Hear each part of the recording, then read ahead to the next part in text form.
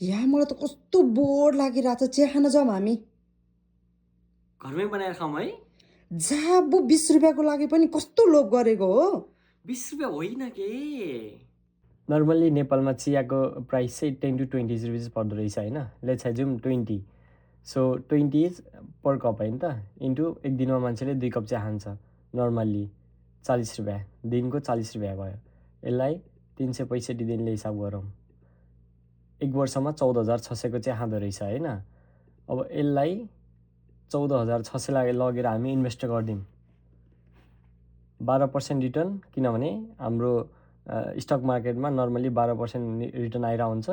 14,600, 12% return 30 वर्षको लागि गरिदिँदा 4,37,415 रुपियाँ हुन्छ विदिन 30 इयर्स होइन।